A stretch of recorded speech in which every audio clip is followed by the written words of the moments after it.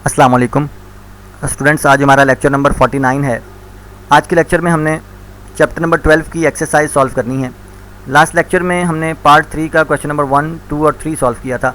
आज हम पार्ट 3 का क्वेश्चन नंबर 4, 5 और 6 सॉल्व करेंगे। तो स्टार्ट करते हैं आपकी बुक की एक्सरसाइज। देखिए, क्वेश्चन नंबर 4 में कुछ आउटपुट क्वेश्चन आपके सामने हैं। सबसे पहले इसका ये पार्ट सॉल्व करते हैं। देखिए, integer k is equal to 0। Simple सा क्वेश्चन है। While k is less than equal to 5, मतलब k की वैल्यू जो जब तक 5 तक नहीं जाएगी ये लूप एग्जीक्यूट करता रहेगा। और k में इंक्रीमेंट हो रहा है। आप बॉडी में देखें, दो स्टेटमेंट्स हैं, प्रिंट एफ ओके, एक तो वो ओके को प्रिंट करता रहेगा और साथ साथ k की वैल्यू में इंक्रीमेंट करता रहेगा। मैंने आपको पहले भी बताया था कि k प्लस प्लस का मतलब भी एक का इंक्रीमेंट है, या k is equal to k plus 1 का मतलब भी a का इंक्रीमेंट ही है। और इसको आप कंपाउंड असाइनमेंट ऑपरेटर के जरिए भी लिख सकते हैं, मतलब k plus is equal to 1, तो उस सूरत में भी वो एक का इंक्रीमेंट करेगा। वैसे तो आप यहाँ पर k प्लस प्लस लिख सकते हैं, लेकिन इस तरह की फॉर्म हमें उस वक्त लिखनी पड़ती है जब आपने इंक्रीमेंट एक से ज़्यादा का करना हो। मतलब अगर 2 का इंक्रीमेंट करना हो तो आप लिखेंगे k is equal to k plus 1, क्योंकि उस सूरत में k प्लस प्लस जो है वो काम नहीं करता। तो अगर आपने 5 का इंक्रीमेंट करना है तो आप लिखेंगे k is equal to k plus 5, तो वो हर दफ़ा 5 का इंक्रीमेंट करेगा। तो यहाँ पर देखें, k की वैल्यू 0 से स्टार्ट होगी, कंडीशन ट्रू हो जाएगी, प्रिंट एफ ओके हो जाएगा, फिर k की वैल्यू 2 हो जाएगी, दोबारा कंडीशन चेक होगी, कंडीशन ट्रू हो जाएगी। इस तरह से कंडीशन ट्रू होती रहेगी, और जब k की वैल्यू 6 हो जाएगी तो उस वक्त कंडीशन जो है वो फॉल्स हो जाएगी और लूप टर्मिनेट कर जाएगा, और ओके जो है वो 6 टाइम्स प्रिंट होगा आपकी स्क्रीन के ऊपर। इसका पार्ट बी देखें, इंटीजर k। अब k की वैल्यू सबसे पहले 0 से स्टार्ट हो रही है, उसके बाद k प्लस प्लस है। देखें, 0 से इंक्रीमेंट होना है एक एक का, 0, 1, 2, 3, लेकिन कंडीशन चेक करें, k is greater than is equal to 0। अब देखें, k हमेशा 0 से ग्रेटर ही रहेगा, क्योंकि k में इंक्रीमेंट होता जा रहा है, और 1, 2, 3 से लेकर वो 1 लाख तक भी चला जाएगा तो वो 0 से ग्रेटर ही रहेगा। इसका मतलब कंडीशन ट्रू ही रहेगी, फॉल्स होगी ही नहीं। ये इनफाइनाइट लूप है, और k की वैल्यू, ये कंडीशन ट्रू होगी, k की वैल्यू प्रिंट होती रहेगी, कंडीशन ट्रू होगी, k की वैल्यू प्रिंट होगी। देखें, 0, 1, 2, 3, इस तरह से लाख करोड़ तक भी ये लूप इनफाइनाइट चलता ही रहेगा, कोई भी, क्योंकि जब तक कंडीशन फॉल्स नहीं होगी ये लूप जो है वो टर्मिनेट नहीं हो सकता। तो ये इनफाइनाइट लूप है, ये कभी भी नहीं रुकेगा। उसके बाद इसके डिफरेंट पार्ट्स और हैं, ये आप खुद ट्राई करें। अगर आप लाइन बाय लाइन वर्किंग के साथ इनको सॉल्व करेंगे तो बहुत इजी हैं, फिर भी अगर कोई डिफ़िकल्टी होगी तो आप उसको व्हाट्सएप पर पूछें। क्वेश्चन नंबर 5 के कुछ पार्ट्स देखते हैं। देखिए, इसमें integer n is equal to 1 है, while n is less than is equal to 3। अब कंडीशन चेक हो रही है, n is less than is equal to 3। 1 is less than is equal to 3 का मतलब कंडीशन ट्रू है, प्रिंट एफ पाकिस्तान हो जाएगा।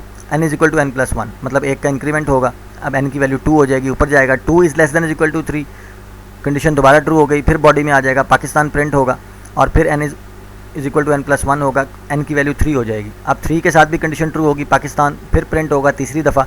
अब n की वैल्यू 4 हो जाएगी, n is equal to n plus 1 के साथ, 4 के साथ कंडीशन फॉल्स होगी और लूप टर्मिनेट कर जाएगा। देखिए, पाकिस्तान 3 दफ़ा प्रिंट हो रहा है, और आप ये देख लें कि एक ही लाइन में प्रिंट हो रहा है, क्योंकि यहाँ पर स्लैश n का इस्तेमाल नहीं किया गया। अगर हम स्लैश n लिख देते पाकिस्तान के बाद तो ये पाकिस्तान जो है 3 लाइनों में 3 दफ़ा प्रिंट होता।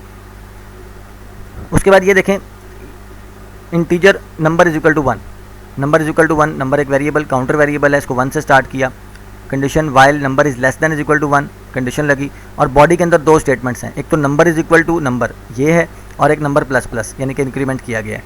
आप देखें, एक स्टेटमेंट जो है वो लूप की बॉडी से बाहर है और लिखा हुआ है प्रिंट एफ अल्लाह हाफिज़, ये लिखा हुआ है।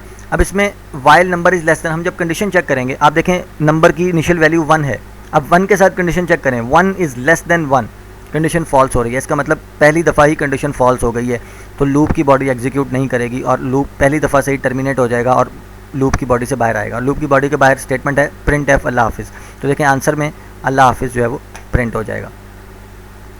इसके बाद इसका एक और पार्ट सॉल्व करते हैं, ई पार्ट देखते हैं इसका।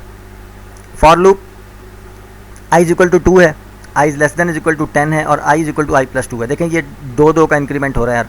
मैंने आपको बताया था कि इस फॉर्म में हम उस वक्त लिखते हैं जब आपने इंक्रीमेंट एक से ज़्यादा का करना हो। अब यहाँ पर 2 का इंक्रीमेंट करना था तो हम i प्लस प्लस नहीं लिख सकते थे, क्योंकि i प्लस प्लस तो 1 का इंक्रीमेंट करता है, तो हमने लिखा i is equal to i plus 2। इसका मतलब 2 इनिशियल वैल्यू 2 है, फिर ये 4 हो जाएगी, फिर ये 6 हो जाएगी, फिर ये 8 हो जाएगी, इस तरह से ये 2 का इंक्रीमेंट करेगा। देखें, सबसे पहले i इज इक्वल टू 2 है, कंडीशन चेक होगी, i is less than is equal to 10, condition true होने पर ये बॉडी में आएगा, प्रिंट एफ आई को प्रिंट करेगा, यानी कि 2 प्रिंट हो जाएगा।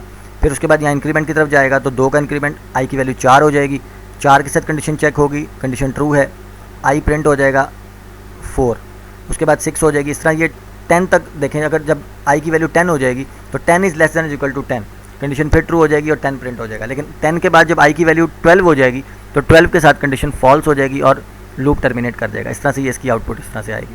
उसके बाद क्वेश्चन नंबर 6 के एक दो प्रोग्राम्स देख लेते हैं। इसका पार्ट ए देखें, integer i for i is equal to 0, i is less than is equal to 3। इसमें देखें इंक्रीमेंट पार्ट उसने प्रिंट एफ में लिखा है। इस प्रोग्राम में आई थिंक कोई मिस्टेक है, इसको हम बाद में सॉल्व करके देखेंगे। फिलहाल हम इसका बी पार्ट देखते हैं। For i is equal to 1 और i is less than is equal to 10, i is equal to i plus 2।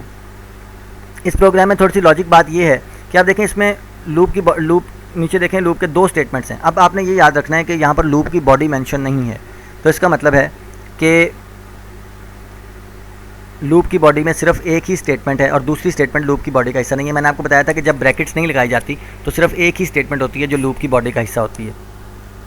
तो उसमें देखें for i is equal to 1, i is less than is equal to 10 और i is equal to i plus 2। यहाँ पर भी देखें एक से स्टार्ट हो रहा है और इंक्रीमेंट जो है वो 2 का हो रहा है। तो सबसे पहले आई इज इक्वल टू 1 के साथ कंडीशन चेक होगी, 1 is less than is equal to 10, condition true हो जाएगी।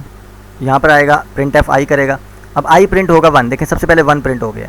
उसके बाद ये बाय प्रिंट नहीं होगा क्योंकि बाय का कोई ताल्लुक नहीं है लूप की बॉडी के साथ। अब आई को प्रिंट करने के बाद ये दोबारा ऊपर चला जाएगा, ऊपर 2 का इंक्रीमेंट होगा, आई 3 हो जाएगा। 3 के साथ कंडीशन चेक हुई, ट्रू है और फिर आई 3 हो। अब देखें 1 3 5 7 9 ये आई प्रिंट होगा, 1 हो जाएगी, फिर 3 5 2 का इंक्रीमेंट होते हुए वो प्रिंट होता जाएगा। उसके बाद जब आई की वैल्यू 11 हो जाएगी, देखें 11 is less than is equal to 10, ये कंडीशन फॉल्स हो जाएगी। फॉल्स होने पर आई प्रिंट नहीं होगा, मतलब ये वाली स्टेटमेंट स्किप हो जाएगी और अब बारी आएगी प्रिंट एफ बाय और लास्ट में बाय प्रिंट हो जाएगा। ये देखें ये जो प्रिंट एफ बाय है इसका लूप की बॉडी से कोई ताल्लुक नहीं है। जैसे मैंने आपको भी बताया कि जब मल्टीपल स्टेटमेंट्स को आपने लूप की बॉडी का हिस्सा बनाना हो तो ब्रैकेट्स लगानी होती हैं। अगर आपने ब्रैकेट्स नहीं लगाई हैं, ये देखें, तो सिर्फ एक ही स्टेटमेंट प्रिंट एफ आई ये लूप की बॉडी का हिस्सा है, यानी कि लूप के ट्रू या फॉल्स होने पर ये स्टेटमेंट एग्जीक्यूट होगी जितनी दफ़ा भी एग्जीक्यूट होगी। लेकिन बाय का कोई ताल्लुक नहीं है लूप के साथ, इसने उस वक्त एग्जीक्यूट होना है जब लूप टर्मिनेट हो जाएगा। इसी तरह से ये डिफरेंट पार्ट्स हैं, बिल्कुल आसान है। अगर आप इनको लाइन बाय लाइन एग्जीक्यूट करें, इनको ट्राई करें, अगर किसी जगह पे भी कोई मसला होता है तो आप उसको पूछ सकते हैं। चैप्टर नंबर 12 जो है वो हमारा एंड हो गया है।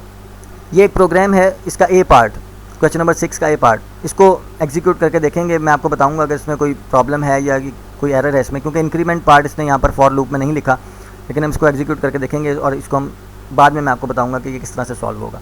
फिलहाल आपने इसके अलावा बाकी तमाम प्रोग्राम्स क्वेश्चन नंबर 4 के, क्वेश्चन नंबर 5 और क्वेश्चन नंबर 6 के आपने सॉल्व करने हैं। आज का लेक्चर हमारा इतना ही है, चैप्टर नंबर 12 एंड हो गया है। जज़ाकल्लाह।